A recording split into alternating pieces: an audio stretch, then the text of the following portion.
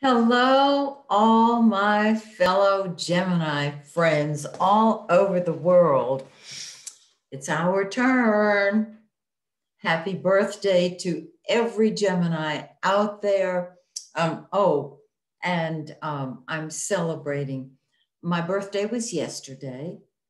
My solar return was the day before.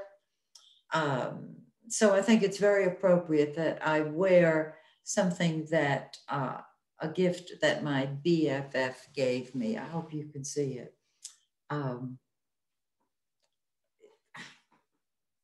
May your birthday celebration be as wonderful as mine was.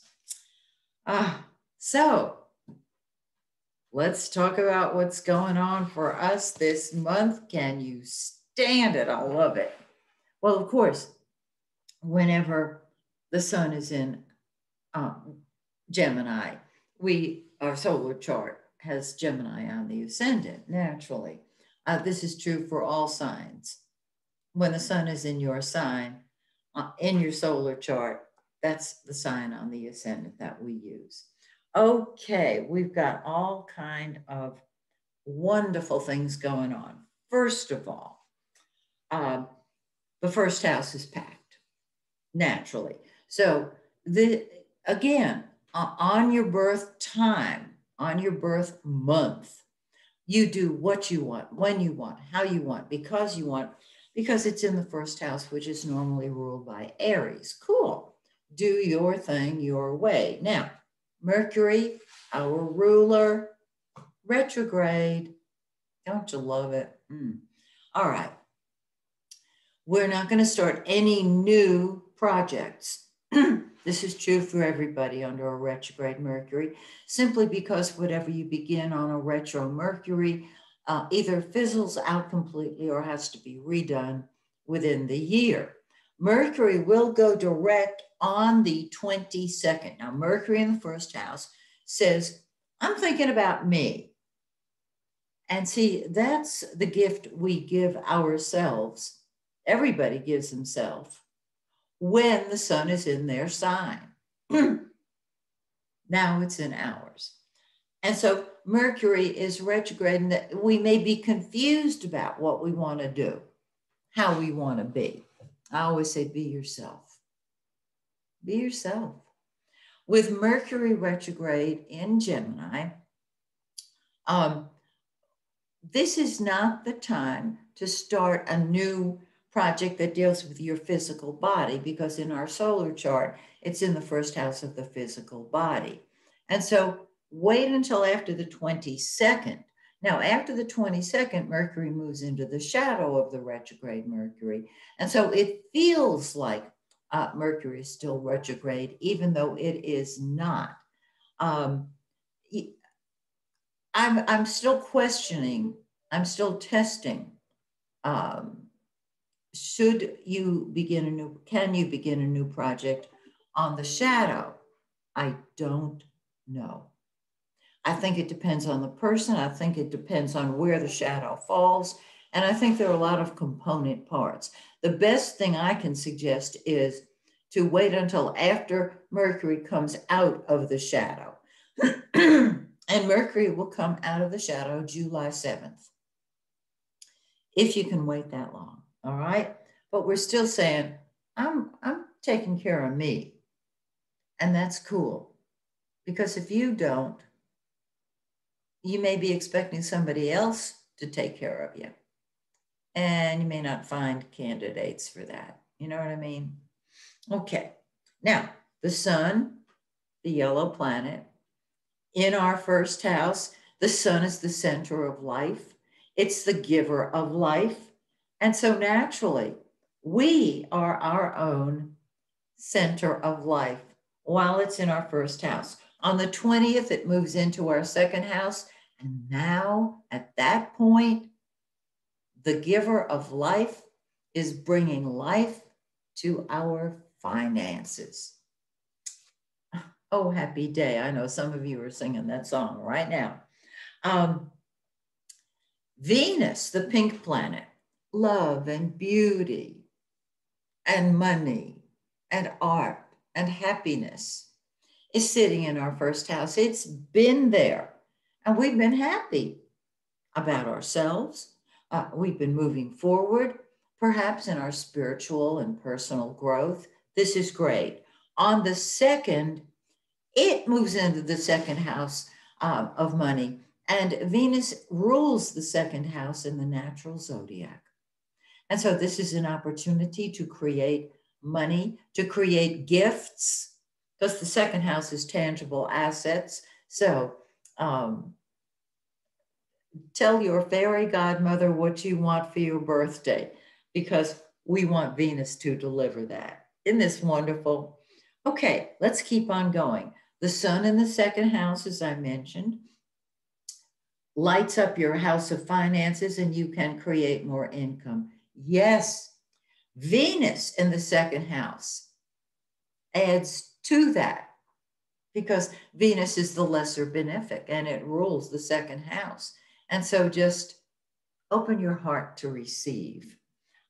Mercury, of course, is still going to be in that first house for a while. So we're going to be saying, look, I'm doing it my way. Okay. Mars. Mars has been in our second house of money. And wherever Mars is what you throw yourself into. It's what comes first to you. And so we've been looking at money, more than looking at it. We've been working at it, creating it. On the 11th, Mars moves into our third house. Now, what I want to suggest to you is that when Mercury, if you've been working on a book, while Mercury is still retrograde, tie up the loose ends of that book if you possibly can, okay? Anything dealing with communication, correspondence, and transportation, you're going to want to tie up loose ends. Now, on the 11th, as I said, Mars goes into your third house. Mercury's still retrograde till the 22nd. So you've got 11 days to tie up loose ends. And as I said, I'm not so sure you don't want to wait until after July 7th. What I've noticed is for some people, when we're in the shadow of the retrograde, it really does act like Mercury retrograde. With others, it just feels like Mercury retrograde. I hope I'm making sense. Okay, so on the 27th, Venus moves into our third house. Loving communications with people. Your ideas are wonderful. And Mars is expressing, it's sharing ideas. It's terrific. Now, we've got a new moon that is a solar eclipse. Many of you know this.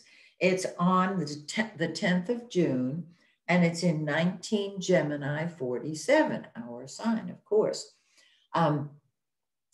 If you have an early Gemini birthday, this eclipse will not be on your sun. But if it's later, you have an eclipse on your sun. When we have an eclipse on our sun, our moon, or our ascendant, it's a new life eclipse.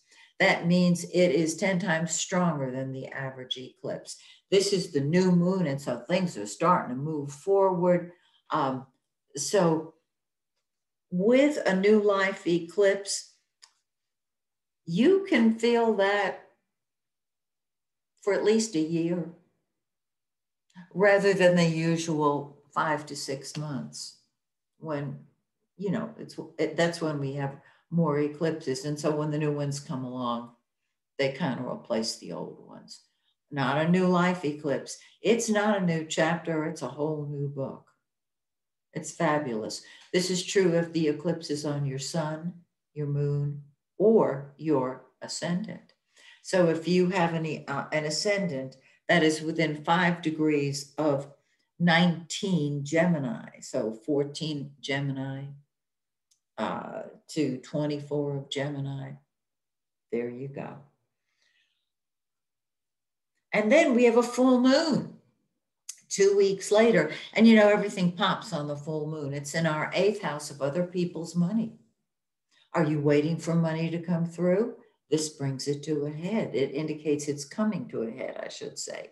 It's on the 24th in 3.5 of Capricorn, 3 Cap 28. This is also the house of secrets. It's also the house of transformation. It's the psychic realm. Ooh, yes. Those of you who are light workers, those of you who are healers, you will want more solitude and privacy because you are getting all kinds of downloaded information. Love it. Happy birthday to us.